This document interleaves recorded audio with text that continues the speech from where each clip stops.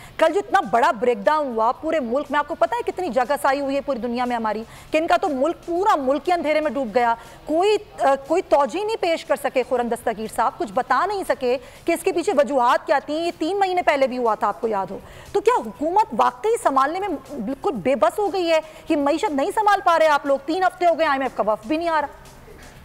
देखिए सुमैया, जो कल हुआ वो तो शो करता है कि आपके सिस्टम में ऐसी वीकनेस है कि आप किसी फॉल्ट को जो है वो कंटेन नहीं कर सकते, और वो पूरा जो NTDC का निज़ाम है उसको वो कोलैप्स कर सकते हैं। और ये खाली हमारी हुकूमत में नहीं हुआ, PTI के दौर में भी हुआ।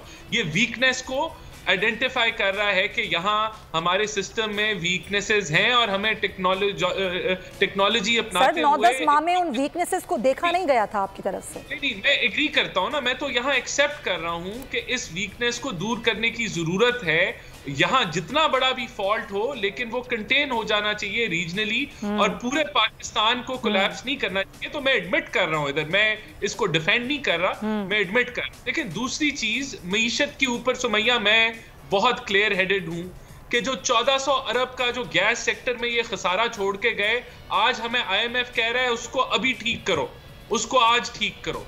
वो हम ठीक कर रहे हैं, वो झाड़ू सर आप लोग कर नहीं रहे ना। IMF तो कब से कह रहे हैं आप कड़ी शराइत। हाँ जी, मुझे सिर्फ पॉइंट मेक कर रहे हैं, हम वो कर रहे हैं, शराइत पूरी करने जा रहे हैं, और उससे महंगाई होगी, ये होने जा रहा है, ये और कोई रास्ता नहीं है। लेकिन जो हम करने जा रहे हैं वो 1400 अरब का खसारा है जो गैस सेक्टर में PTI छोड़ के गई, जो पहले नहीं था। जो हम 2500-2600 अरब का जो सर्कुलर डेट जमा हो गया है, जिसमें 100 अरब हमने भी इंक्रीज किया, 100-125 अरब इन 8 महीनों में, उसको ये 2.5 गुना कर गए। उसको भी वो IMF सर करेंसी क्राइसिस भी इन्होंने ही पैदा किया था, PTI वालों ने। ये डॉलर का रेट, ये डॉलर की स्मगलिंग, ये भी यही लोग करके गए थे। नहीं, देखिए वो तो रोकी जा रही है, वो जिस हद तक रुक सकती है उसको रोका जा रहा है। जो मुमकिना तौर पे इकदामात हुकूमत ले सकती है वो ले जा रही है। लेकिन जो महंगाई की आप बात कर रहे हैं और जो IMF के मुआहदे की बात कर रहे हैं, जो सख्त शराइत की बात कर रहे हैं, वो गंद पे। अच्छा, आप वो कह रहे हैं वो होने वाला है, लेकिन आप ये एडमिट करेंगे राणा साहब आप एडमिट करेंगे कि ये आप लोगों से ताखीर हुई है, जिसकी वजह से ये मामला इतने खराब हुए कि आप लोग कर नहीं रहे थे IMF की शराइत पूरी?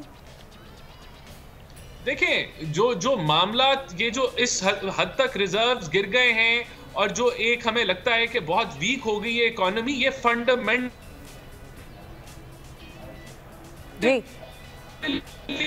जारी गई। इसमें जो ताखीर हुई उसकी 2 वजूहात। देखिए 2 वजूहात है। हाँ। एक फ्लड्स था जिसमें 30 अरब डॉलर का नुकसान था। एक हमें उम्मीद थी कि जो फ्रेंडलीज हैं वो हमें वो वहां से हेल्प आ जाएगी, और इन वजूहात की वजह से हमारी कोशिश थी कि जो IMF की शराइत है उनको हम नेगोशिएट करें कि इतना बोझ हम अवाम पे नहीं डाल सकते। तो वो कोशिश करना, अगर वो कोशिश, लेकिन UAE और सऊदी और चीन ने भी कह दिया ना, तक IMF से मामला ठीक नहीं होते, हम भी अभी आपकी हेल्प नहीं करेंगे। फ्लड भी एक वजह थी सर।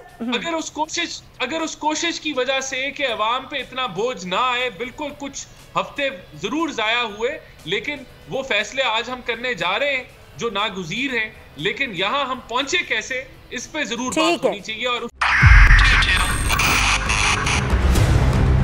2022 बहुत सारे तोहफे भी देखे गया पाकिस्तान की आवाम को। पाकिस्तान की आवाम को एक तोहफा ये दिया कि आवाम को पता चल गया कि पाकिस्तान का मीडिया क्या है। साल 2022 में सबसे ज्यादा देखे जाने वाला चैनल बोल न्यूज रहा नंबर 1। हमने बहुत सारे शोज और ट्रांसमिशंस की, पूरा साल मुसलसल जदोजहद में निकल गया कि ये वोट ऑफ कॉन्फिडेंस के पीछे कौन लोग थे।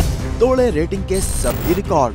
सोशल मीडिया पर भी सबसे ज्यादा तेजी से 2.4 बिलियन व्यूज का संगे मील अबूर किया। एंकर्स को भी आवाम में सबसे ज्यादा मकबूलियत मिली, और सोशल मीडिया पर भी बोल रहा सब पर भारी। सब्सक्राइब करें और बेल दबाएं ताकि कोई खबर रह न जाए।